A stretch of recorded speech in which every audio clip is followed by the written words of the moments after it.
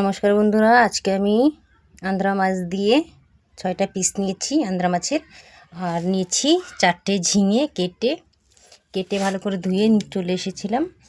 আর এখন আমি মাছের মধ্যে হলুদ আর লবণ দিয়ে ভালো করে ভেজে নিব মাছটাকে। আজকে দুপুরবেলা কিন্তু ঝিঙা দিয়ে এই আন্দ্রা মাছের কিন্তু পাতলা ঝোল বানাবো, খেতে কিন্তু অনেকটাই ভালো লাগবে। তো ভালো করে আমি হলুদ আর লবণ দিয়ে কিন্তু মেখে নিচ্ছি। মাছটা আমি ভালো করে মেখে নিয়েছি। আর অন্যদিকে কিন্তু কড়ার মধ্যে তেল দিয়ে ভালো করে গরম করে নিয়েছি। এখন মাছটা ভেজে নিব।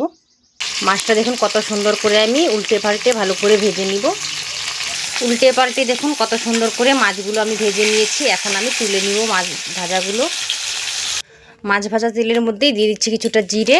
এখন আমি ঝিঙেটা ভালো করে ভেজে নিব। ঝিঙাটা আমি ভেজে নিচ্ছি হলুদ আর লবণ দিয়ে ভালো করে ভেজে নিব। এর মধ্যে আমি একটা চামচ বড় চামচের দিয়ে দিচ্ছি শুকনো লঙ্কা বাটা, আর দিয়ে দিব স্বাদ অনুসারে লবণ দিয়ে ভালো করে কষিয়ে নিব মশলাটা। সবজির সাথে কিন্তু মশলাটা আমি ভালো করে কষিয়ে নিয়েছি। এখন আমি কিছুটা জল দিয়ে ভালো করে মিশিয়ে নিব। আর ঝোলটা কিন্তু আপনারা স্বাদ অনুসারে দিবেন।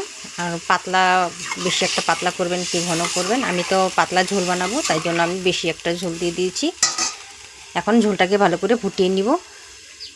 ঝোলটা আমার ফুটে গেছে। এখন আমি মাছ ভাজাটা দিয়ে ভালো করে মিশিয়ে 4 থেকে 5 মিনিট আবার আমি রান্নাটা করে নিব। আর রান্নাটা করছি আমি উনুনের মধ্যে, তাই জন্য হালকা ধোঁয়া আসছে। তো আবার আমি 3 থেকে 4 মিনিট ভালো করে ফুটিয়ে নিব। 4 থেকে 5 মিনিট রান্নাটা করে নিয়েছি। এখন আমি দিয়ে দিচ্ছি শুকনো খোলায় ভেজে জিরে আর ধনেটা বেটে নিয়েছিলাম, এটা আমি দিয়ে ভালো করে মিশিয়ে নিব। শুকনো খোলায় জিরে আর ধনেটা বেটে দিয়েছি। আর এইভাবে দিলে কিন্তু এই রান্নাটা অনেকটাই কিন্তু স্বাদ হয়, তাই জন্য আজকে আমি এইভাবে রান্নাটা করেছি। এখন আমি জিরে আর ধনেটা দিয়ে দিয়েছি। এর মধ্যে এখন আমি দিয়ে দিচ্ছি ঢাকনা দিয়ে 2 থেকে 3 মিনিট আমি রান্নাটা করে নিব। 2 থেকে 3 মিনিট আমি রান্নাটা করে নিয়েছি। দেখুন কত সুন্দর হয়ে রান্নাটা হয়েছে। এখন আমি নামিয়ে নিব। রান্না আমার কমপ্লিট। ঝিঙে দিয়ে আমার কিন্তু মাছের ঝোল একেবারে রেডি। এখন গরম ভাতের সাথে কিন্তু খুবই ভালো লাগবে খেতে।